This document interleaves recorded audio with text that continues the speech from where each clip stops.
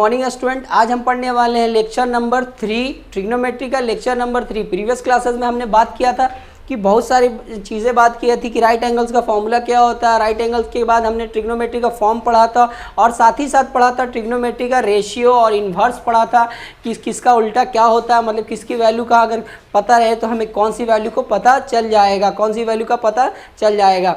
तो ये सब बातें हमने कहा था और साथ ही साथ कुछ बताया था उससे रिलेटेड कि मैं आगे क्वेश्चंस लगाऊंगा, आगे इससे रिलेटेड जो भी ट्रिग्नोमेट्री रेशियो है उससे रिलेटेड क्वेश्चन लगाऊंगा। और ये भी कहा था कि एंगल जो है बहुत सारे वैरायटीज़ के हो सकते हैं, मतलब साइन थीटा है तो साइन अल्फा भी कह सकते हैं, साइन फाई भी कह सकते हैं, साइन साई, साइन गामा कुछ भी कह सकते हो, या अल्फ़ाबेट ऑफ ABC भी कह सकते हो, sine A, sine B, sine C is equal to. Formula change नहीं होता है स्टूडेंट, याद रखेंगे, फॉर्मूला चेंज नहीं होता, वही होता है, एंगल वही रहे, एंगल चेंज हो जाएगा, फॉर्मूला चेंज नहीं होगा। परपेंडिकुलर अपॉन हाइपोटेनियस है तो परपेंडिकुलर अपॉन हाइपोटेनियस ही रहेगा, लेकिन एंगल चेंज होने पर क्या होती है, वैल्यू को चेंज हो जाती है। रखेंगे बस ये बात है। हम इससे रिलेटेड क्वेश्चंस लगाने वाले, ये क्वेश्चंस ऐसे वैसे क्वेश्चंस नहीं है, ये क्वेश्चंस अगर आप कंप्लीट कर लेते हो तो आप में इतनी कैपेसिटी हो जाएगी, आपके अंदर इतना क्षमता हो जाएगा कि आप कोई भी बुक लगाने की कैपेसिटी आप में कैपेसिटी हो जाएगा कि आप क्वेश्चंस लगा सकते हो, कोई भी क्वेश्चंस हो। लेकिन अगर ये जो मैं क्वेश्चंस दूंगा गिने चुने क्वेश्चंस है, ये ज़्यादा क्वेश्चंस नहीं है, करीबन ये मान के चलिए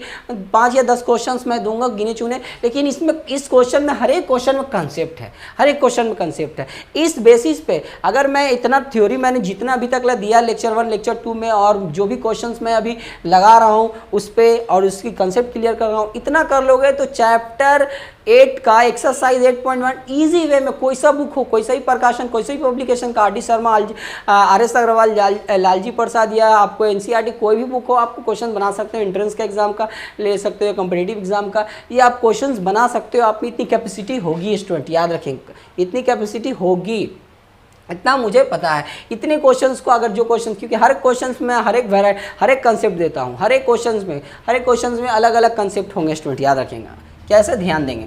देखिए मैंने इससे रिलेटेड 2 क्वेश्चन अभी लिखा है, इसके आगे कंटिन्यू क्वेश्चन देंगे, लेकिन ये दोनों क्वेश्चन का पहले हम सॉल्यूशन निकालेंगे, लेकिन इन दोनों क्वेश्चन को पहले हम कंसेप्ट क्लियर कर लेंगे ताकि आगे वाले जो क्वेश्चन है वो इजी वे में आपसे बन सके। तो ये पहले दूसरे क्वेश्चंस को मैं दे रहा हूँ, तो पहले क्वेश्चंस में आखिर कैसे क्वेश्चन तो सिंपल है, लेकिन क्वेश्चंस को कैसे वो ट्विस्ट करेंगे, आपका माइंड को चेक करने के लिए वो कैसे घुमाने की कोशिश करेंगे कि वो किसी भी तरह से क्या करेंगे, वो ट्विस्ट करेंगे कि बच्चे कंफ्यूज हो जाए, आते हुए क्वेश्चन को भी आप नहीं बना पाओगे। रीज़न यही होता है कि बच्चे आ रहा है जबकि वो बोलता है कि सर ये क्वेश्चन जो है आ रहा है लेकिन बन नहीं पा रहा। रीज़न क्या है, क्योंकि आपका कंसेप्ट क्लियर नहीं। आप सिर्फ क्या करते हो स्टूडेंट, आप सिर्फ क्वेश्चंस को बनाते हो, बस रिवीजन करते हो। रिवीजन नहीं करना है हमें, उसको याद नहीं करना है। आप कर सकते हो, प्रैक्टिस कर सकते हो, एज अ प्रैक्टिस कर सकते हो, लेकिन प्रैक्टिस तब करोगे, एक ही क्वेश्चन को बार बार लगाना वो प्रैक्टिस नहीं होता, वो रिमेंबर होता है, वो याद कर सकते हो, वो याद हो जाएगा। एक क्वेश्चन को बार बार नहीं लगाना, कंसेप्ट क्लियर रखो, हर एक क्वेश्चन की वैरायटी अलग अलग लगाओ, हर एक, क्योंकि इससे क्या होती है कि अलग अलग एक्टिविटी करने से माइंड की इंटेंसिटी जो होती है वो इंक्रीज करती है, याद रखिए, IQ लेवल बढ़ता है स्टूडेंट। तो एक ही क्वेश्चन को बार बार हम प्रैक्टिस कर रहे हैं, वो क्वेश्चन तो याद हो जाएगा स्टूडेंट, याद रखें। वैसा नहीं पढ़ना है हमें, तो वैसा नहीं पढ़ना है हमें। हम हर एक क्वेश्चन को अलग अलग पैटर्न से देंगे ताकि इतना पैटर्न होगा कि आपका क्वेश्चन कहीं से भी क्वेश्चन रहे, कोई सा ही बुक कर रहे हैं, आपसे ईजी वे में बनेगा स्टूडेंट। इसी गारंटी, फुल गारंटी है कि आप, लेकिन हाँ कंसेप्ट मेरा जो पढ़ाया हुआ वो आपको क्लियर होनी चाहिए। अगर मैं कहीं से भी पूछ दूँ तो आपको अटकना नहीं है, कंसेप्ट क्लियर होगा, आप क्वेश्चन बना दोगे। जैसे कैसे दोनों, फर्स्ट क्वेश्चन मैंने आपको कहा था उस टाइम में भी कि क्वेश्चन कैसे पूछेंगे, वो तुमको एक रेशियो दे देंगे, मतलब एक अनुपात दे देंगे, साइन थीटा बराबर 2/3 या 2/3 दे देंगे, और तुमसे पूछेंगे find the total trigonometry ratio. Total का मतलब टोटल कितना भाई, 100-200 तो नहीं है, क्योंकि फॉर्म अगर 6 है तो ट्रिग्नोमेट्री रेशियो भी 6 होंगे, क्योंकि एंगल उसमें इंक्लूड करते हैं, वो फॉर्म बन जाता है, ट्रिग्नोमेट्री रेशियो बन जाता है। तो मतलब एक रेशियो दे देंगे और तुमसे पूछेगा सभी रेशियो निकालिए, या कहीं कहीं पूछेगा 5 ट्रिग्नोमेट्री रेशियो निकालिए। लेकिन सर ये तो सिंपल क्वेश्चन है, तो इसमें क्वेश्चन ट्विस्टिंग कैसे है, सिंपल क्वेश्चन पहले समझ लेंगे, उसके बाद फिर हम ट्विस्ट कैसे कर सकता है, क्वेश्चन कैसे पूछ सकता है वो भी मैं आपको बताऊंगा। पहला क्वेश्चन पे आप ध्यान देंगे, दूसरा क्वेश्चन को देखना भी नहीं है, फर्स्ट क्वेश्चन पे ध्यान देंगे। यदि साइन थीटा बराबर 2/3 है तो सभी त्रिकोणमितीय अनुपात निकाले। सिंपल सा क्वेश्चन है। तो साइन थीटा बराबर 2/3 है, इसका मतलब साइन थीटा बराबर क्या होता है स्टूडेंट, ध्यान दीजिएगा। साइन थीटा बराबर होता है 2/3, बिल्कुल। साइन थीटा बराबर स्टूडेंट, साइन थीटा बराबर आपको दिया हुआ 2/3, ठीक है स्टूडेंट, 2/3। तो इस क्वेश्चन को वह कैसे ट्विस्ट करेगा, तो सिंपल सा क्वेश्चन है sir, P/H P by H है, P है क्योंकि साइन थीटा बराबर परपेंडिकुलर अपॉन हाइपोटेनियस है, और P और H दिया हुआ B नहीं है, B की वैल्यू को निकाल लेंगे, एकदम सिंपल सा वही कंसेप्ट यूज करेंगे जो बेसिक क्लास में हमने, जो बेसिक क्लास में प्रीवियस क्लासेस में पढ़ाया था कि राइट एंगल ट्रायंगल पहले राइट साइड में फिगर प्लॉट करेंगे और लेफ्ट साइड में जो गिवन डाटा है, गिवन डाटा देंगे, उसके बाद क्या निकालना है वो निकालेंगे, उसके बाद जो आपसे क्वेश्चन मांग रहा है वो बता देंगे आपको। तो उसी प्रकार P और H दिया हुआ B नहीं है स्टूडेंट, तो B की वैल्यू को निकालना है। पहले क्या करना है, राइट साइड में फिगर प्लॉट करते हैं, उसका लेफ्ट साइड में जो आपको डेटा दिया हुआ है, दिया गया मान है उसको आप लिखेंगे, और जो निकालना है वो लिखेंगे, और उसके बाद जो क्वेश्चन एट द एंड पूछ रहा है वो आपको निकालना है। क्योंकि आपको ट्रिग्नोमेट्री रेशियो तभी निकलेगा क्योंकि जब आपको P B H मालूम रहेगा तब। तो इसमें P और H दिया हुआ है तो B नहीं है, तो सबसे पहले जो अननोन अज्ञात राशि अननोन वैल्यू वो सबसे पहले निकाले, क्योंकि ये राइट एंगल ट्रायंगल पे खेलता है ये क्वेश्चन, तो याद रखेंगे। तो सबसे पहले P और H है तो आप B निकाल लीजिए, और B निकालने के बाद सबका फॉर्मूला पे आप वैल्यू को रखिए, कोई दिक्कत नहीं होगा। लेकिन इसमें क्वेश्चन ट्विस्ट कैसे करेगा सुनिए, इसी क्वेश्चन को आप कैसे कैसे घुमाएगा स्टूडेंट देखिएगा। पहला क्वेश्चन घुमा कैसे सकता है, इसको क्रॉस मल्टीप्लिकेशन वो करके पूछ सकता है, 3 sin theta is equal to 2, ऐसे क्वेश्चन करके पूछ सकता है वो। मतलब कि if 3 sin theta is equal to 2 then find the all trigonometry ratio, then find all trigonometry ratio. यदि 3 sin थीटा बराबर 2 है तो सभी त्रिकोणमितीय अनुपात निकाले, ऐसे करके क्वेश्चन घुमा सकता है। या फिर सुनिए, या फिर थीटा को एंगल को क्या करेगा, चेंज करेगा। जैसे बताया था ना, एंगल का कोई भी फॉर्म हो सकता है, alpha beta gamma phi psi ईसा आपको हो गया, फिर आपको लेमडा कुछ भी हो सकता है, या फिर आपको मान के चलिए कैपिटल लेटर ऑफ ABC हो सकता है। तो इसमें हमको मान लीजिए चलिए एंगल चेंज किया, मैंने लिखा sine alpha is equal to, वही चीज लिखा मैंने, देखिए sine alpha is equal to 2/, तो ये अगर मैं यहाँ पे लिख दूं यदि साइन अल्फा बराबर 2/3 find the all trigonometry ratio, तो कितने लड़के लोग क्या हो जाएंगे, कंफ्यूज हो जाएंगे, सर ये आप साइन थीटा में बताए थे, आप साइन अल्फा बता रहे हैं, साइन अल्फा का आ गया क्वेश्चन, कैसे बनेगा। नहीं, एंगल चेंज होगा तो कोई इसमें टेंशन वाली बात नहीं है, याद रखेंगे। ऐसे फॉर्म में एंगल चेंज होते हैं तो उसमें कोई बनाने का प्रोसीजर चेंज नहीं होगा स्टूडेंट, याद रखेंगे। तो हम इसको क्या कर सकते हैं, या तो ऐसे लिखेगा वो, या तो फिर क्रॉस मल्टीप्लिकेशन करके बोर्ड वाला एग्जाम ऐसे पूछ सकता है, या सेंट्रल एग्जाम ऐसे, या कोई भी कॉम्पिटिटिव एग्जाम हो ऐसे, आपको कंसेप्ट देखना चाहता है बच्चे का, आता हुआ भी नहीं बनेगा। तो सुनिए ऐसे पूछ सकता है, या फिर एंगल को कुछ भी आप ले सकते हो, एंगल को आप ये भी लिख सकते हो, फाई भी ले सकते हो, फाई भी एंगल होता है 2/3, वही बनाने का प्रोसीजर है। क्योंकि एंगल चेंज होने से रेशियो जो होता है, रेशियो की वैल्यू चेंज होती है, रेशियो का जो फॉर्मूला होता है वो चेंज नहीं होता है। Sine alpha sine theta is equal to P/H है तो P/H ही रहेगा, लेकिन वैल्यू चेंज हो जाएगी, याद रखेंगे, ध्यान रखेंगे, इसमें कोई दिक्कत नहीं। जैसे ये बनेगा वैसा ही ये भी बनेगा, वैसा ही सब एक ही जैसा बनेगा, सिर्फ खाली आपको घुमा रहा है एंगल के बेसिस पे, याद रखेंगे स्टूडेंट। फाई इसी तरह इसी को क्रॉस मल्टीप्लिकेशन कर लिए तो 3 sin phi is equal to 2, ऐसे करके क्वेश्चन पूछ सकते हैं। या फिर कैपिटल लेटर ऑफ ABCD में पूछ सकते हैं स्टूडेंट, जैसे sine A is equal to 2/3, ऐसे ही पूछ सकते हैं। ABCD का भी sine B is equal to पूछ सकता है, इसी को क्रॉस मल्टीप्लिकेशन कर लीजिए student, sine A is equal to 3 sin A is equal to 2, ऐसे भी पूछ सकता है वो।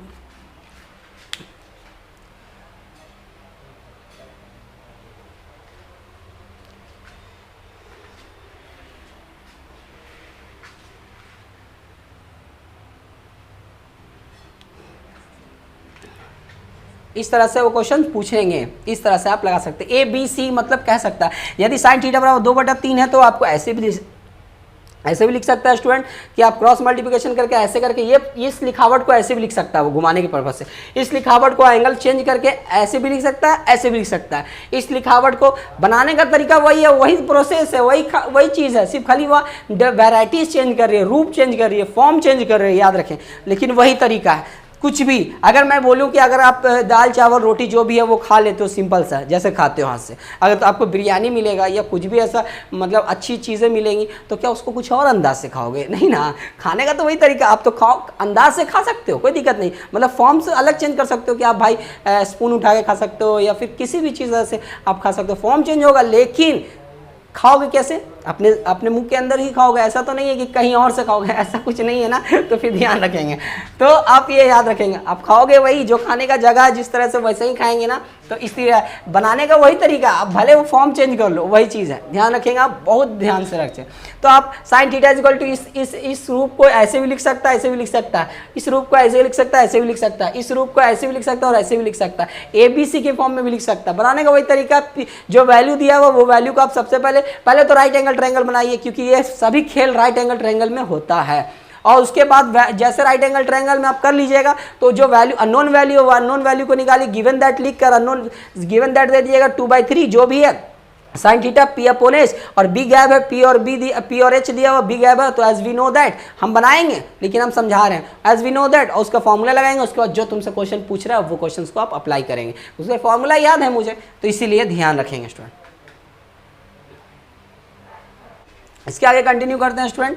इसके आगे ये क्वेश्चंस इस तरह से आप पूछे जाते हैं question, sine theta is equal to 2/3 है, sine alpha is equal to 2/3 है, sine phi is equal to 2/3 है, sine A is equal to 2/3 है। जो पैटर्न जो आंसर आपको इस साइन थीटा के रूप में देगा वही आंसर साइन अल्फा के रूप में भी देगा, और वही आंसर साइन फाई के रूप में भी देगा, और साइन ए के रूप में भी देगा।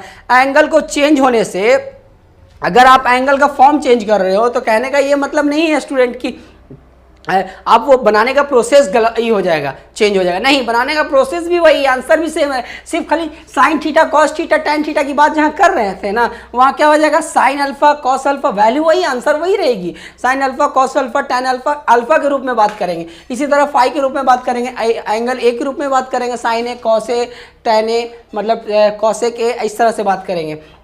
ये रहा बात, ये चीज़ इस तरह से वह क्वेश्चन को घुमा घुमा के पूछने की कोशिश करते हैं, क्वेश्चन देखना चाहते हैं कि बच्चे का कंसेप्ट क्लियर है कि नहीं। ये हो गया फर्स्ट वाली बात। अब आते हैं फर्स्ट क्वेश्चन का कंसेप्ट तो क्लियर, इजी हो गया सर, इजी से बन जाएगा, एक क्वेश्चन मैं बताऊंगा आप फिर लगा सकते हो, क्वेश्चन वही है, आप भी बना सकते हो। राइट साइड में फिगर आप प्लॉट करो, जो डेटा दिया वो डेटा दे दीजिए, जो वैल्यूज को नहीं दिया हुआ नॉन वैल्यूज है, जैसे पी अपॉन एच की वैल्यू है, ये पी अपॉन एच होता है, तो पी और एच है, बी नहीं है, तो बी सबसे पहले जो गिवन दैट है रेशियो दिया हुआ रहेगा साइन थीटा इक्वल टू इतना, तो आप ये लिखेंगे, उसके बाद H B is equal to what करेंगे, बी की वैल्यू निकालेंगे, और उसके बाद लिखेंगे फ्रॉम गिवन, दिए मतलब कि प्रश्न अनुसार, from the given trigonometry ratio निकालना है, तो from the given to find all trigonometry ratio, तो साइन थीटा निकला हुआ है, कॉस थीटा निकालिए, टेन थीटा निकालिए, फिर इसका इन्वर्स निकालिए, ऐसे क्वेश्चन पूछते हैं। और ये तो कंसेप्ट क्लियर हो गया। अब सेकंड क्वेश्चन में अलग ही कंसेप्ट है, सुनिए, हर क्वेश्चन में कंसेप्ट अलग है स्टूडेंट, ध्यान देखेंगे। सेकंड क्वेश्चन में कंसेप्ट क्या है देखिए, सेकंड क्वेश्चन में कंसेप्ट कैसा, सुनिए। सेकंड क्वेश्चन में कंसेप्ट आपका है, पहले उस कंसेप्ट को जानने से पहले ध्यान रखेंगे, मैं एक चीज़ बताने वाला, सुनिए। सेकंड क्वेश्चन में समझिए आप पहले क्या क्वेश्चन बोल रहा है। क्वेश्चन ये आपको देखने से पहले जो कंसेप्ट मैं अभी आपको समझा रहा हूँ वो समझेंगे आप। अगर मैं ये बात बोलूँ कि एक राइट एंगल ट्रायंगल है, एक राइट एंगल ट्रायंगल है, देखिए आप ध्यान से, एक राइट एंगल ट्रायंगल मैंने प्लॉट किया है, आप ध्यान देंगे स्टूडेंट, बहुत ही अच्छी कंसेप्ट क्लियर हो जाएगी आपकी बहुत अच्छे से। ए बी सी, और ये 90 डिग्री है, मतलब बी जो है समकोण है और ये न्यून कोण है, एक्यूट एंगल है। तो कहने का ये मतलब है, इसमें क्या है, B as it is same रहता है, ये B as it is B जो 90 डिग्री सेम रहता है, ये दोनों न्यून कोण रहता है। और ये हम जानते हैं राइट एंगल ट्रायंगल में ये होता है परपेंडिकुलर, ये होता है बेस, ये होता है हाइपोटेनियस। अब रहा बात सर ये तो आप लिख दिए, लेकिन एंगल को क्या मतलब है, सुनिए ध्यान दीजिए। अगर मैं एक बात एक ध्यान रखेंगे कि अगर आप, कहने का मतलब है अगर आपको अगर ये बोले कि सर साइन सी, अगर बोलेगा कि एक राइट एंगल ट्रायंगल है, एक राइट एंगल ट्रायंगल है बी जो कि बी 90 डिग्री है, तो साइन सी पर या तो सी एंगल पर या ए एंगल पर ट्रिग्नोमेट्री रेशियो निकाले, मतलब नहीं समझ में आया, समझो अच्छे से। अगर मैं बोलूं बी पर 90 डिग्री है और बोले सी पर आपको क्या करें, सी पर क्या करें, ट्रिग्नोमेट्री रेशियो निकालिए, या ए एंगल पर ट्रिग्नोमेट्री रेशियो निकाले, इस पर नहीं कहीं पूछेगा, ए और सी ही पे पूछ सकता है। तो आखिर ऐसा क्या है सर, इसमें नहीं समझ में आया। तो एक बात याद रखें कि एंगल को चेंज होने पर, अगर एंगल चेंज हो रहा है, मतलब कि साइन सी था अगर साइन ए हो रहा है, तो फॉर्मूला चेंज नहीं होता है, उसकी जो रेशियो की वैल्यू होती है वो चेंज हो जाती है। जैसे मतलब sine C is equal to क्या फॉर्मूला, फॉर्मूला वही होगा परपेंडिकुलर अपॉन हाइपोटेनियस, लेकिन जो वैल्यू है वो चेंज हो जाएगी कब, जब हम एक ए में निकालेंगे तो वो भी होगा परपेंडिकुलर अपॉन हाइपोटेनियस, लेकिन जो वैल्यूज क्या होती है, चेंज हो जाती है। कैसे चेंज होती है, सुनिए ध्यान रखिए। अगर एंगल चेंज हो रहा है, अगर एंगल चेंज हो रहा है तो परपेंडिकुलर और बेस आपस में अदला बदली करेंगे, मतलब इंटरचेंज करेंगे, हाइपोटेनियस नहीं करेगा, hypotenuse as it is same रहेगा, ये दोनों की वैल्यू आपस में बदल जाएगी, मतलब ये इसके पोजीशन पे चले जाएंगे, ये इसके पोजीशन पे चले जाएंगे। कैसे, सुनिए। अगर मैं सी की बात करता हूं तो हमेशा हमेशा एक बात याद रखिएगा कि किसी भी एंगल के सामने वाला जो साइड होता, मान लिया मैं एंगल हूं, मेरे सामने वाले साइड आप हो, तो आप मेरे लिए क्या हो जाएगा, परपेंडिकुलर बन जाओगे, ठीक है, और बेस और जो परपेंडिकुलर था वो बेस बन जाएगा, hypotenuse as it is same रहेगा। मतलब कि ठीक ये है, तो इसके ठीक सामने वाला जो एंगल है, ये सामने वाला जो साइड है ये ए बी है, तो ए बी हो गया परपेंडिकुलर इस एंगल के लिए, और ए एंगल के लिए, ए सुनिए ध्यान रखिए, सी एंगल के लिए परपेंडिकुलर ये बन गया, और बेस तो एज इट इज वही है। लेकिन अगर मैं हाइपोटेनियस चेंज नहीं होता है, सिर्फ बदलाव इंटरचेंजिंग क्या होता है, परपेंडिकुलर और बेस में अदला बदली होता है। अगर ए की बात करता हूं तो ए के ठीक सामने वाला बताइए कौन है साइड, ये है साइड, तो ये हो गया परपेंडिकुलर और ये हो जाएगा बेस। समझ में आया? ए एंगल के लिए, सी एंगल के लिए ये परपेंडिकुलर, ये बेस, ये ए एंगल के लिए ये परपेंडिकुलर, ये बेस। समझ में आया? और hypotenuse as it is same रहेंगे। कैसे? सुनिए, ध्यान दीजिए। हम ए के लिए भी फॉर्मूला निकालते हैं और सी के लिए भी निकालते हैं। देखिए कैसे आप निकाल रहे हैं, ध्यान दीजिए।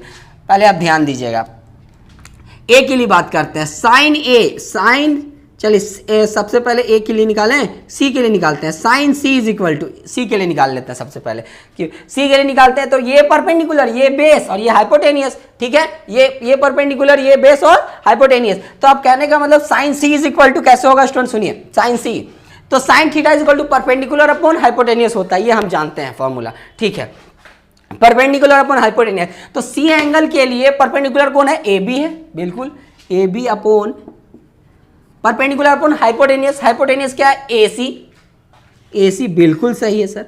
साइन से निकल गया, इसी तरह कॉस सी, टेन सी, कुछ भी निकल सकता है, सेक सी, एंगल सी ही रहेगा। तो जब एंगल सी रहेगा तो ये जैसे हैं परपेंडिकुलर ये और बेस ये, सब में वैसे ही रूल यूज करेगा। अब सुनिए, अगर साइन से निकाल दिया, मैंने कॉस सी निकालना के लिए कोशिश किया, कॉस सी, तो कॉस सी कैसे निकाला? कॉस सी का फॉर्मूला पहले आप कर रहे हैं, base upon hypotenuse, B upon H, तो बेस अपॉन हाइपोटेनियस, तो बेस कौन है? सी के लिए पहले परपेंडिकुलर ये, बेस ये है, और बी अपॉन एच होता है, तो बेस अपॉन हाइपोटेनियस, तो बेस क्या है बेटा? बी सी है, और हाइपोटेनियस क्या? ए सी है, बिल्कुल। ये हो गया किसके केस में? कॉस के केस में। टेन के केस में क्या करते हैं? तो टेन सी मतलब कि टेन थीटा समझो, तो टेन सी मतलब perpendicular upon base, P upon B, तो सी के लिए परपेंडिकुलर ये है, बेस यही है, कोई बदले नहीं है, क्योंकि एंगल सब में सेम है, तो मतलब सबकी वैल्यू भी सेम होगी। टेन सी, टेन सी, टेन सी की वैल्यू परपेंडिकुलर अपॉन बेस, तो परपेंडिकुलर ए बी है और बेस क्या? बी सी है। हो गया स्टूडेंट? इसी तरह से आप पूरा निकाल सकते हो, साइन, कॉस सी, टेन सी, आप सबका इन्वर्स निकाल सकते हो, उल्टा निकाल सकते हो। आप जान रहे हैं उल्टा में क्या होता है, उल्टा में चेंज हो जाता है ये। अब हो गया एक सी के तो बात कर लिया, ए की बात करते हैं। सुनिए, ए की बात करते हैं, ध्यान दीजिए, ये ए की बात करते हैं। तो ए के बाद में क्या करेगा कि जो ए है तो इसके ठीक सामने वाले कौन साइड है? ये है साइड, तो ये साइड जो ठीक सामने वाला, कोई भी एंगल के सामने वाला जो साइड होता है परपेंडिकुलर होता है, तो मतलब कि ये परपेंडिकुलर बन जाएगा, मतलब बी जो है इंटरचेंज हो जाएगा। सुनिए स्टूडेंट, बी जो है आपस में क्या हो जाएगा? वह इंटरचेंज, बी आपस में क्या हो जाएगा? इंटरचेंज। किससे इंटरचेंज होगा? बी बन जाएगा परपेंडिकुलर, ठीक है, और P बन जाएगा, जब ये परपेंडिकुलर बन जाएगा तो बेस ये बन जाएगा, हाइपोटेनस से कोई लेना देना नहीं होता है इसमें, याद रखेंगे। ये बन जाएंगे भाई बेस, ठीक है, किस एंगल के लिए? ए एंगल के लिए। तो इसी तरह से इसका रेशियो भी चेंज हो जाएगा। कैसे? ध्यान दीजिए, अगर मैं बात करूं, ध्यान दीजिए, अगर मैं ये बात करता हूं साइन ए की, मतलब साइन ए एंगल पे मांग रहा हूं मैं रेशियो, तो ए एंगल पे साइन ए की वैल्यू चाहिए, तो sine theta is equal to perpendicular upon hypotenuse, तो परपेंडिकुलर ये बन जाएगा, क्योंकि ये नहीं बनेगा, इस एंगल के लिए बनता है, इस एंगल के लिए, मतलब परपेंडिकुलर और हाइपोटेनियस तो सेम रहेगा और बेस ये हो जाएगा। तो मतलब कि sine A is equal to, sine A is equal to क्या होता है? P upon H, perpendicular upon hypotenuse, तो परपेंडिकुलर क्या? BC अपॉन हाइपोटेनियस, मतलब AC, मतलब BC अपॉन AC, बिल्कुल सही है।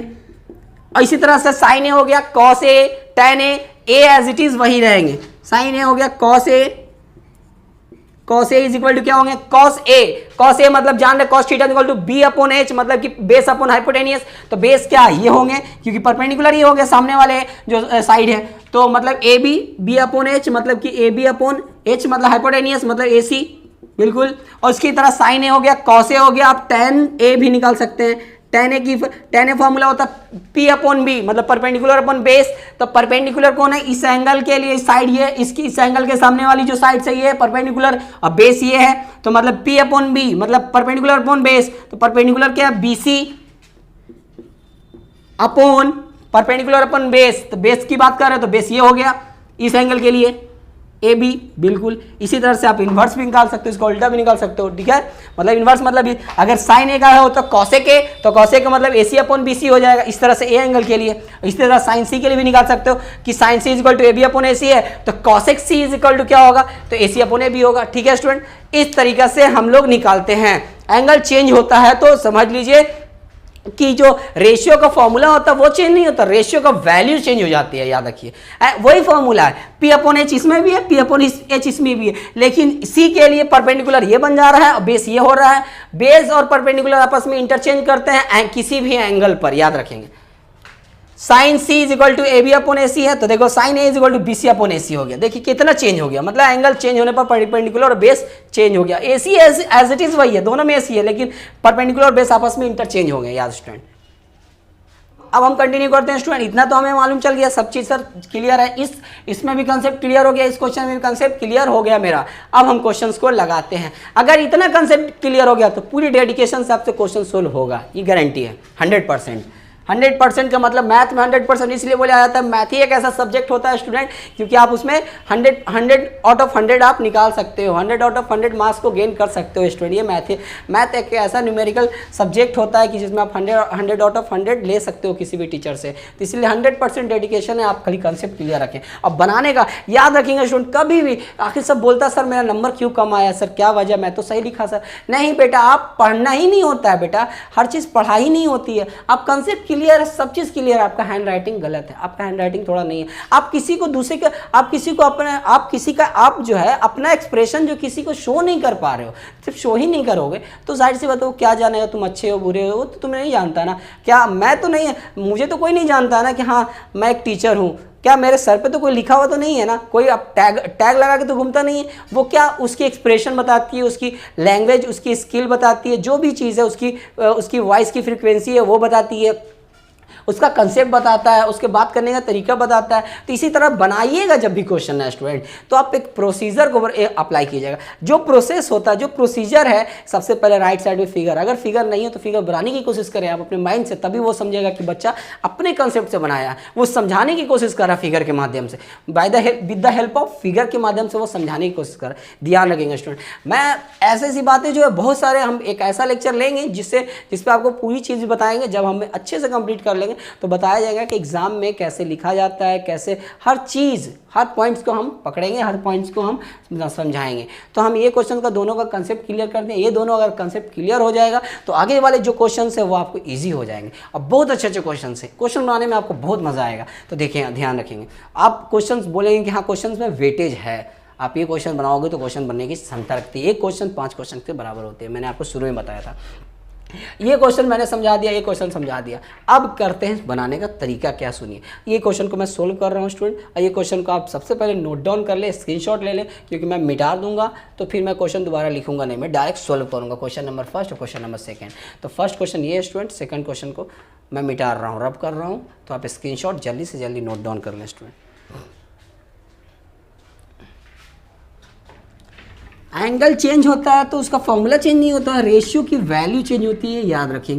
कोई भी आपको कंफ्यूज कर सकता है एंगल को चेंज करके, तो आप कंफ्यूज होने की बात नहीं है। दोनों लैंग्वेज में मैं लिखा रहा हूँ, समझा रहा हूँ, आप सभी के लिए है। क्लास 12 का लेक्चर भी आएंगे स्टूडेंट, क्लास 12 के लेक्चर आएंगे। क्लास 12 के लेक्चर में सबसे पहले जो मैट्रिक्स है वो आएगा, उसके बाद डिटर्मिनेंट है। आपके जो भी कॉन्टेक्ट में है स्टूडेंट, तो आप उसे क्या करें कि चैनल को किसी भी तरह आप क्या करें, लाइक और सब्सक्राइब और जो भी है बेल आइकन वगैरह आप प्रेस कर लो, क्योंकि आपको कंटिन्यूसली लेक्चर मिलेंगे। अब मैं समझाता हूँ आप लोगों के लैंग्वेज में, मैं किताबी लैंग्वेज में नहीं समझाता हूँ। मेरे लेक्चर में आपको ये फ़ायदा करेगा, मैं किताब का जो लैंग्वेज है उस लैंग्वेज को मैं यूज़ नहीं करता हूँ स्टूडेंट, इतना याद रखेंगे आप। आप और हम जैसे जिस तरह से लैंग्वेज में बात करते हैं उसी लैंग्वेज में हम बात करके हम समझाना चाहते हैं बच्चे को, क्योंकि अगर आपको किसी को समझाना है तो आपको उस ग्रुप में जाना पड़ेगा। आप ये सोचिए कि हम अपने पोस्ट पर रह के, जैसे फॉर एग्जांपल अगर मान लिया आप डीएम हो, या आप डिस्ट्रिक्ट मजिस्ट्रेट हो, तो कहने का ये मतलब है कि अगर आप तभी फीलिंग समझोगे किसी गरीब का जब आप उस एरिया से बिलोंग करते हो। मान लिया तुमने एक IAS ऑफिसर बन गए, लेकिन आप मतलब उतना मतलब बैकग्राउंड आपका उतना मतलब ये नहीं था, मतलब बहुत अच्छा था बैकग्राउंड, आप उतना मतलब पुअर फैमिली से नहीं बिलोंग करते थे। जब पुअर फैमिली से बिलोंग नहीं करते तो कहने का ये मतलब है कि उसकी फीलिंग को आप समझोगे नहीं, समझ नहीं पाओगे स्टूडेंट, याद रखना। क्योंकि आप अगर जिस फैमिली से आपको बिलोंग करते हो, चाहे वह पुअर फैमिली से चाहे वह रिच फैमिली से, तो उसका असर करता है, ऐसा नहीं है करता है। तो आप याद रखेंगे, अगर आप DM अगर डिस्ट्रिक्ट मजिस्ट्रेट है, अगर बनता है वो अपना पोस्ट पे, तो कोई भी बना, मान लिया आपने बना, अगर आप आए पोस्टेड हो गए आप अपने डिस्ट्रिक्ट में, और इसके बाद अगर कहने का ये मतलब है आप वही मतलब प्रॉब्लम्स को सॉल्व करेंगे जो आपके देख रेख में होगा, जो आपके रेडियस में होगा, जो आपके माइंड में होगा, लेकिन आप उन गरीबों का नहीं एहसास कर पाओगे, क्योंकि आप उस फैमिली से मतलब उससे बिलोंग नहीं किए, उसके साथ कभी बैठ के अपनी कम्युनिकेशन नहीं मतलब शेयर किए, कि हाँ मतलब बातें जो होती है कम्युनिकेट नहीं की आप उस पर्सन से बैठ के, तो आप उसकी फीलिंग को नहीं समझ सकते स्टूडेंट, याद रखेंगे, हमेशा याद रखेंगे। इसीलिए कभी भी अगर डॉक्टर है तो डॉक्टर की तरह अगर वो पूछेगा तो फिर वो मतलब नहीं आप बता पाइएगा। मतलब डॉक्टर भी कैसे करता है कि किसी भी चीज़ को अगर जानने के लिए बोलता है, बेटा एज अ फ्रेंड मान लीजिए हम लोग छोटे बच्चे को या किसी को, या एज अ फ्रेंड बताइए, एज अ फ्रेंड समझिए, ये मत सोचिए कि हम डॉक्टर हैं, ऐसा नहीं, क्योंकि हर चीज़ अपने पोस्ट पर रह के नहीं होता है। हम अगर टीचर हैं, अगर मान ली हमने अपनी जितनी भी तालीम हासिल किया, जितनी भी नॉलेज लिया है, तो कहने का ये मतलब नहीं है कि हम उन लोगों तक अगर ना पहुँचा, सिर्फ जितने भी मतलब अमीर घराने के हैं सिर्फ उनको क्लासेस दें और उनको पर्सनल होम ट्यूशन दें, पर्सनल मतलब क्लासेस दें ऑनलाइन, उनके लिए नहीं है, सभी के लिए है। और हम उन बच्चों के लिए, ताकि वो पढ़ते हैं लेकिन अच्छे से नहीं पढ़ पाते, रीज़न यही होता है स्टूडेंट, याद रखेंगे। अगर आप ऐसे पढ़ेंगे तो आप हर जगह आप अच्छा बेस्ट आउटपुट निकालेंगे कि नहीं सर आपने जो पढ़ाया था कंसेप्चुअली पढ़ाया था, वो फ़ायदेमंद चीज़ होगा आपके लिए। तो आप ये समझेंगे, मेरी लेक्चर्स, मैं किसी भी किताब का कॉपीराइट नहीं हूँ और ना ही मुझे कोई शौक है कॉपीराइट बनने का, कि नहीं सर आप किताब ये किताब से ये किताब, कोई किताब में कंसेप्ट नहीं होता बेटा, कोई किताब में मतलब कि थ्योरी और कंसेप्ट नहीं समझाता, वो समझाएगा, कंटेंट दे देगा, फॉर्मूला दे देगा, उससे रिलेटेड क्वेश्चन। कोई भी जितनी भी टीचर्स होते हैं ना, वो सब अपने से मेहनत करते हैं, मेहनत करके वो लैंग्वेज में कन्वर्ट करते हैं जो बच्चे को समझ में आए, उसी लैंग्वेज में वो क्या करते हैं, कन्वर्ट करने की कोशिश करते हैं। तो हम आपसे नॉर्मली बात करते हैं, ये नहीं कि हाँ मैं कोई एक प्रोफेशनल हूँ, ऐसा नहीं है स्टूडेंट। इंसान जो है अपनी नॉलेज को किसी के सामने शेयर करना, ये नहीं होता कि वो प्रोफेशनल है तभी शो करेगा, नहीं। और तालीम की और कहने का एजुकेशन का कोई एज नहीं होता स्टूडेंट, याद रखेंगे, एजुकेशन का कोई एज नहीं। अगर मुझ में कोई कमी होता है तो आप ये नहीं समझेंगे कि आप सर आप कहने का मतलब अगर कोई छोटा बच्चा है जो है तुम्हारा छोटा भाई, मान लिया आप पढ़े लिखे भी हो और लेकिन आपका छोटा बच्चा कुछ ऐसा पॉइंट बता रहा है जो आपको भी नहीं क्लियर, तो आपको ये नहीं होना कि उसको गुस्से से मतलब कि आपको मार देना है कि नहीं तुम मुझे बताएगा, तुम मुझे मतलब कि आप मुझे बताओगे क्या कि हाँ मैं इतना बड़ा हूँ तुमसे, मैं इतने पढ़ाई किया हूँ, नहीं ऐसा नहीं है बेटा, आप कभी भी वैसा नहीं सोचेंगे, याद रखेंगे। कोई भी बताता है तो आपको नॉलेज को, चाहे वह छोटा रहे चाहे बड़ा रहे, उसमें ये नहीं, नॉलेज में कोई आपको पढ़ाई में ये नहीं होता है, एज की ये नहीं होती है, नॉलेज कहीं से मिलनी चाहिए, याद रखेंगे। तो हम ये नहीं बोल रहे, हम आपके लैंग्वेज में समझाते हैं इसलिए क्योंकि आपको समझ में आएगा। अगर मैं सीधा आऊँ और मतलब बताना स्टार्ट करूँ, समझाऊँ नहीं, सिर्फ मतलब उसको होता है वेल्ड, मतलब कहने का मतलब इंसान आता माइंड में सेटअप करके उतना पढ़ा के चला जाता, मैं वैसा नहीं हूँ, मैं हंसते खेलते पढ़ाता हूँ, आपको पढ़ाई को बोरिंग नहीं होने देंगे। तो याद रखिए, सबसे पहले क्वेश्चंस मैं लगाता हूँ स्टूडेंट कि यदि sin theta is equal to 2/3 है तो find the all trigonometry ratio कैसे निकालेंगे। तो आप लोग पे डिपेंड करता है मेरे चैनल को आप कितना पॉपुलर करते हो, क्योंकि मैं हर एक को मैं क्या करता हूँ कि साथ ही साथ जो 10th की जो भी है 10th 12th फिर 9th 11th लगाऊंगा। पहले 10th और 12th जो स्टूडेंट, वो कहने का मतलब सबसे पहले इसलिए पढ़ा रहा हूँ क्योंकि बच्चे लोग को बोर्ड की एग्ज़ाम है, सर पे प्रेशर है कि हाँ कैसे क्लियर होगा। तो आप देखने की शेयर करें, किसी भी तरह से शेयर करने की कोशिश करें और शेयर करें, और सबको जो भी प्रोसेस है यूट्यूब का बेल आइकन्स शेयर और लाइक तो आप करें। तो अगर कोई डॉट्स है आप पूछ सकते हैं स्टूडेंट, पॉपुलर करें, ताकि इसलिए ना क्योंकि उन लोगों तक पहुँचाए जिनकी इनकी ज़रूरत है, जिन्हें आवश्यकता है पढ़ाई की। मतलब कि हर लोग को होता है, लेकिन आप तो कर लोगे लेकिन किसी और को वो चीज़ नहीं मिल पा रहा है स्टूडेंट, तो फिर कैसे होगा बताइए। तो इसीलिए आप ध्यान रखेंगे कि आप शेयर करने की कोशिश करें। अब मैं साथ ही साथ मैथ के साथ साथ फिजिक्स भी लूँगा, डोंट वरी, इसके साथ इंजीनियरिंग मैथ भी लूँगा, कोई दिक्कत नहीं है, हर चीज़ पढ़ाऊँगा। तो आप ये कहने का ये मतलब है स्टूडेंट इस क्वेश्चंस को मैं लगाने वाला हूँ। तो आप सबसे पहले बनाने का तरीका क्या है, सबसे पहले सॉल्यूशन का कि सर राइट साइड में आप फिगर को प्लॉट कर लें। सबसे पहले राइट साइड फिगर में आप प्लॉट करें। तो जब मैं राइट साइड में सबसे पहले क्या करूँगा स्टूडेंट, फिगर को प्लॉट करूँगा राइट एंगल ट्रायंगल। देखिए सबसे पहले सॉल्यूशन क्वेश्चन बनाने से पहले आप राइट एंगल ट्रायंगल आप प्लॉट कर लीजिए, क्योंकि आपको शो करना है कि एग्जामिनर होता है कॉपी चेक करने वाला, उसे नहीं पता आप कितना टैलेंटेड हो, वो आपकी कॉपी को देखकर अनुमान लगा लेगा कि आप कितना पढ़े हो, कितना डीपली से पढ़े हो। ठीक है, ये आप याद रखेंगे। ये मैंने राइट एंगल ट्रायंगल पढ़ा स्टूडेंट। ठीक है, उसकी ये हम जानते हैं परपेंडिकुलर बेस, और ये नॉर्मल की बात कर रहे हैं, किसी पर्टिकुलर एंगल पे लेकर हम बात नहीं करें, परपेंडिकुलर बेस और ये हाइपोटेनियस। तो अपन लोग क्या करते हैं स्टूडेंट, सबसे पहले जो सॉल्यूशन है, सॉल्यूशन का तरीका क्या स्टूडेंट ध्यान देखेंगे। सॉल्यूशन का तरीका क्या, सुनिए, फिगर को मैंने प्लॉट किया, सॉल्यूशन मैं कर रहा हूँ स्टूडेंट, ध्यान देखेंगे। सॉल्यूशन क्या है, देखिए सबसे पहले तो दिया हुआ क्या, ये रखिए गिवन दैट, दोनों में लिख सकते हैं, कोई दिक्कत नहीं है। आप गिवन दैट दिया हुआ है आप लिख सकते हैं। क्या दिया हुआ, देखिए दिया हुआ गिवन दैट दिया हुआ क्या, sine theta is equal to 2/3 student.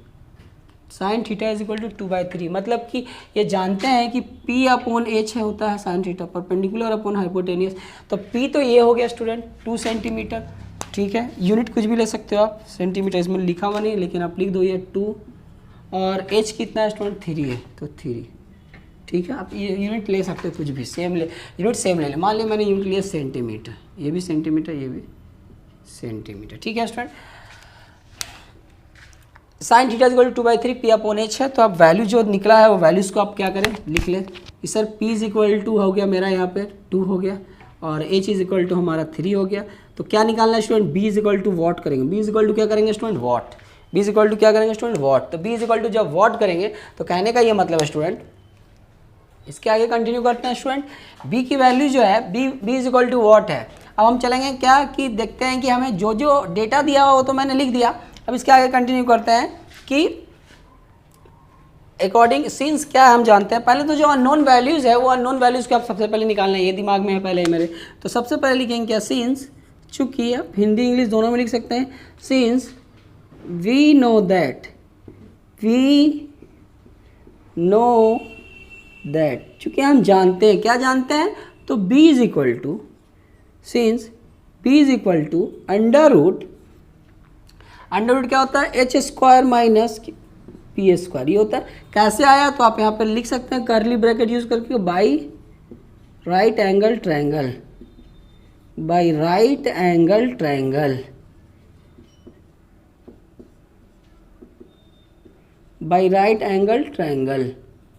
ये बात किया जा रहा है, by right angle triangle. B का फॉर्मूला हम लोग इसके राइट एंगल ट्रायंगल समकोण सूत्र से लाया गया था, जो कि पाइथागोरस थ्योरम ने दिया था। B इज इक्वल टू, अब डेटा को हम लोग क्या करें, डेटा की वैल्यू पुटअप करेंगे। यहाँ पे वैल्यू क्या है, H² मतलब किसका स्क्वायर, 3 का स्क्वायर, और माइनस P² मतलब दैट्स मीन 2 का स्क्वायर, और इज इक्वल टू हो जाएगा क्या स्टूडेंट, 9 माइनस 4, इसका ये क्या रिजल्ट आ गया, इसका आ गया B इज इक्वल टू अपन का आ गया अंडर रूट 5। अब 5 जो आ गया इसको हाईलाइट मैं कर रहा हूँ, ध्यान से देखेंगे स्टूडेंट। ये B की वैल्यू आई, अगर ये दोनों सेंटीमीटर में तो ये भी सेंटीमीटर में आ गया, आप लिख सकते हैं ये भी सेंटीमीटर में। ठीक है, अब रहा बात, अब हमें क्या निकालना, क्वेश्चन क्या कर रहा है, ऑल ट्रिग्नोमेट्री रेशियो, सभी ट्रिग्नोमेट्री अनुपात निकालिए। तो एक तो दिया हुआ है, अब हम लोग क्या करते हैं, जब एक दिया हुआ है कहने का ये मतलब है इम्प्लाइज यूज कर लीजिए स्टूडेंट, क्योंकि इक्वल हो गया तो इक्वल के बाद इम्प्लाइज यूज कर सकते हैं आप। ठीक है, इक्वल के बाद आप इम्प्लाइज यूज करेंगे। ठीक है, तो ध्यान देंगे। अब क्या करते हैं, सुनिए, जब हमें ट्रिग्नोमेट्री रेशियो निकालना है तो ये तो हम बहुत ज़रूरी है, क्योंकि ट्रिग्नोमेट्री रेशियो तभी पॉसिबल है जब PBH रहे, परपेंडिकुलर हाइपोटेनियस और बेस की वैल्यू हमें मालूम हो, तभी निकाल सकते हैं ना। तो हम लोग क्या कर सकते हैं, इतना तो हो गया काम, इसके आगे कंटिन्यू करते हैं। आप नोट डाउन करें, मैं बोर्ड को रब कर रहा हूँ। इसके आगे कंटिन्यू याद रखेंगे। √5 आया था ना बेस की वैल्यू, तो √5 जब बेस की वैल्यू आई थी तो आप क्या करेंगे स्टूडेंट, पुटअप कर देंगे। पुटअप क्या करेंगे, ध्यान दीजिए, पुट कर देंगे, √5 आ गया भाई वैल्यू को, इसको यहाँ पे आप रख दीजिए। अब क्या निकालना है, according to question, as per question, प्रश्न अनुसार, according to question, total trigonometry ratio, total trigonometry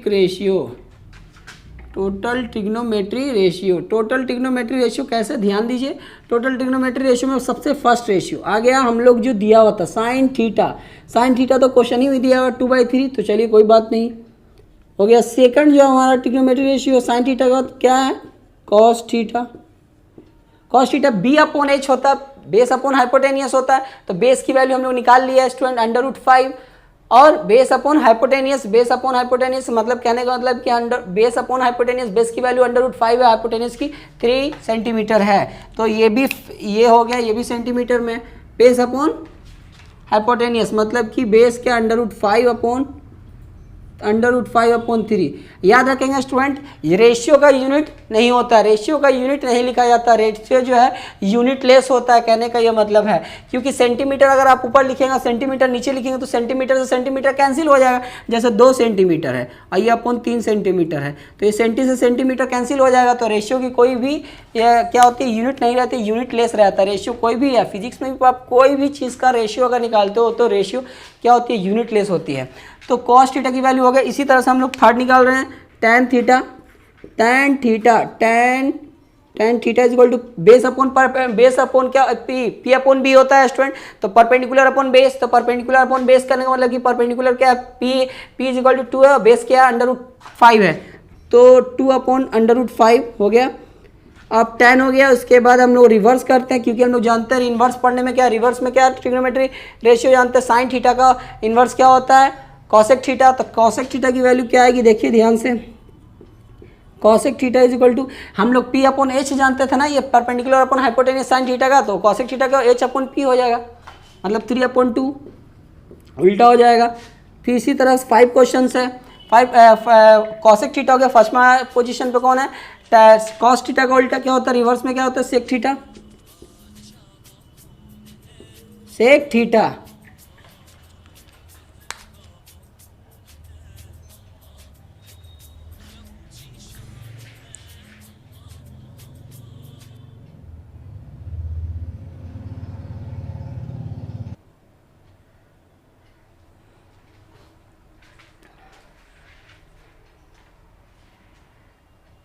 इसके आगे कंटिन्यू करते हैं स्टूडेंट, इसके आगे क्या है, देखिए कॉसेक थीटा का वैल्यू तो हम लोग जान रहे हैं, क्योंकि इसका सभी का क्या होता है, इन्वर्स होता है, मतलब साइन थीटा का हो गया 2/3, कॉसेक थीटा का होगा √5/3, अब tan थीटा का 2/√5, इसका मतलब इसका सभी का इन्वर्स, सभी का उल्टा, तो साइन थीटा का उल्टा कॉसेक थीटा 3/2, और कॉस थीटा का उल्टा क्या होता है, सेक थीटा, मतलब कि ये B/H है तो ये हो जाएगा H/B, मतलब इसी का उल्टा अपॉन, इसका रिवर्सिंग कर दो 3/√5 हो गया, ठीक है। और उसके बाद 6 लास्ट जो ट्रिग्नोमेट्री रेशियो वो है tan थीटा का उल्टा क्या होता है student, cot theta is equal to होता है P/B होता है ना, tan थीटा का परपेंडिकुलर अपॉन बेस, तो ये बेस अपॉन परपेंडिकुलर, तो बेस अपॉन परपेंडिकुलर है, इसका मतलब है कि इसका इन्वर्स कर लीजिए, उल्टा कर लीजिए, तो व्युत्क्रम किया तो √5/2, बेस अपॉन परपेंडिकुलर, तो बेस ये है, परपेंडिकुलर ये, ठीक है।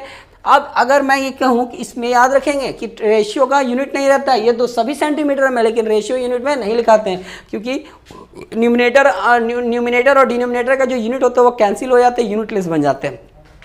इसी को अब वो अल्फा में भी पूछ सकता है, अगर रहता sine alpha is equal to 2/3, तो ऐसा वही निकलता है, जहाँ जहाँ साइन थीटा वहाँ साइन अल्फा हो जाता है। कोई भी एंगल रहे, अगर ए रहे, ABCD रहे, अल्फाबेट रहे, तो कहने का मतलब उसमें भी ABCD भी रहे, तो इसका मतलब उसमें भी क्या कर सकते हैं, एंगल के फॉर्म में, अगर ABCD के फॉर्म में अगर एंगल रहता है तो हर जगह थीटा जगह ए रहेगा, B रहेगा, कोई दिक्कत नहीं है। तो इसी तरह से अगर मैं इसकी बात करूँ साइन अल्फा की बात, तो एज इट इज़ वही रहेगा, कॉस अल्फा वही रहेगा, tan अल्फा, ठीक है। तो कोई दिक्कत होने वाली नहीं होनी चाहिए कि हाँ भाई सर अगर अल्फा रहेगा तो क्या बनाने का तरीका अलग है, नहीं, वही तरीका है, याद रखेंगे। और रेशियो जो होता है यूनिट लेस होता है, दिमाग में रखेंगे, यह हमारा आंसर है। अगर मैं ये बोलूँ साइन अल्फा की वैल्यू क्या होगी, तो वही एज इट इज़ आप वैसे भी लिख सकते हो साइन अल्फा कॉस अल्फा, इस तरह से भी आप लिख सकते हो, इस फॉर्म में भी लिख सकते हो, साइन फाई भी लिख सकते हो। क्वेश्चन पे डिपेंड करता है क्वेश्चन कौन से एंगल के फॉर्म में दिया रहता है। मैंने आपको बोला ना एंगल किसी भी रूप में दे सकता है क्वेश्चन, कभी भी एंगल जो है किसी भी फॉर्म में दिया जा सकता है क्वेश्चन के रूप में, ठीक है। इसके आगे जो है स्टूडेंट सुनिए, इसके आगे जो है नेक्स्ट क्वेश्चन जो है वो हम लोग क्या, ये तो हो गया इसका आंसर हो गया, फाइनली मेरा आंसर इतना निकल गया, साइन थीटा क्या टोटल ट्रिग्नोमेट्री रेशियो हमारा सब मिल गया। अब जो है अगला जो क्वेश्चन मैंने आपको अच्छे से कंसेप्ट किया है, क्लियर किया है कि आपको हर ये इस एंगल पे नहीं, ये और ये एंगल पे ट्रिग्नोमेट्री रेशियो मांगेगा आपसे कि इस एंगल ए और एंगल सी पर निकालिए। एंगल ए पर मतलब रहेगा तो मतलब हर जगह sine A cos A tan A cosec A cosec A cot A ऐसा रहेगा। और सी के लिए बात करेंगे तो सी के लिए बात करेंगे तो सब वही रहेगा, सी एंगल को मानकर चलेंगे, साइन सी कॉस सी टैन सी कॉसेक सी सेक सी कॉट सी ऐसे रहेगा। अब उसमें सर कैसे करेंगे, तो उसमें जो चीज़ दिया हुआ रहेगा ना तो एज इट इज उसको प्लॉट कर दीजिएगा राइट एंगल ट्रायंगल में, और राइट एंगल ट्रायंगल में जैसे ही प्लॉट करिएगा तो जो वैल्यू अननोन वैल्यू सबसे पहले वो निकालिएगा, वो निकल जाएगा तब क्वेश्चन पे चलेंगे, क्वेश्चन क्या कहता है तब क्वेश्चन पे चलेंगे तो हम इजी वे में। अगर मान लिया मैं तीनों निकाल लेता हूँ, फॉर एग्जांपल मैं बता रहा हूँ, मान लिया मैंने जो अननोन वैल्यू था वो निकाल दिया, हमने अननोन वैल्यू निकाल दिया, इसी क्वेश्चन को मैं एंगल के रूप में समझाने की कोशिश कर रहा हूँ, इसी क्वेश्चन को मैं एंगल के रूप में समझाने की कोशिश कर रहा हूँ, ध्यान दीजिएगा, इसी क्वेश्चन को मैं एंगल के रूप में समझाने की कोशिश करूंगा ताकि आप वो नेक्स्ट क्वेश्चन जो वो आप इजी से अपने से बना सकते हैं। मैं क्वेश्चंस लगाऊंगा लेकिन पहले आप खुद से कोशिश करें, तो ध्यान दीजिए। तो मैं इसी को एंगल के रूप में लाऊंगा। अब देखिए कैसे कैसे बदलेगा, देखिए साइन पहले एट एंगल ए पर निकालना चाहते हैं, इसी क्वेश्चन को हम एट एंगल ए पर निकालते हैं,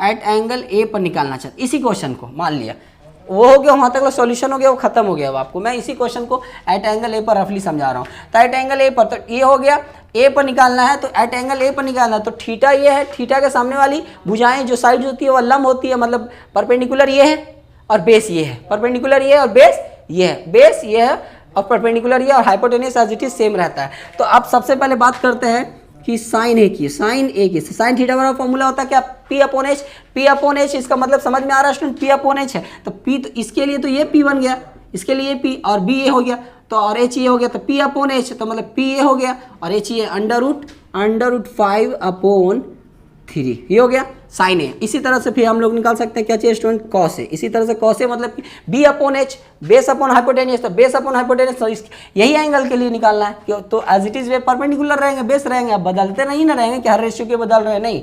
तो बी अपॉन एच मतलब बी ये है और एच ये है, मतलब कि 2/3। इसी तरह से tan ए निकाल सकते हैं, tan ए निकाल दिया, tan ए निकाला, P upon B perpendicular upon base, तो परपेंडिकुलर ये हो गया, ये इस एंगल के लिए परपेंडिकुलर है और इस एंगल के लिए परपेंडिकुलर, याद रखें। तो परपेंडिकुलर ये हो गया, तो परपेंडिकुलर अपॉन बेस, तो परपेंडिकुलर कितना अंडर रूट 5 और बेस क्या है स्टूडेंट 2 सेंटीमीटर। इसलिए अब एट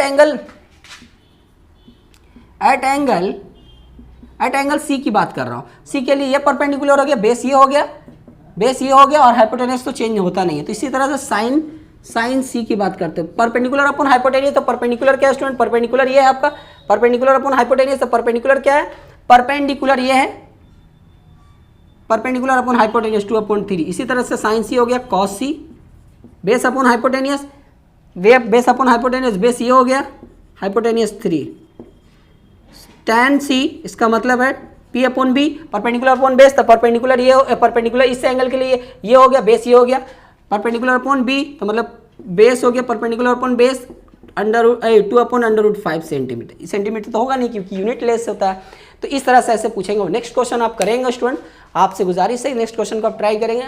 नेक्स्ट लेक्चर में मैं क्या करूँगा, उस क्वेश्चन को लगाऊंगा और कुछ और वेराइटीज़ के क्वेश्चन को लगाने की कोशिश करूँगा। Okay student.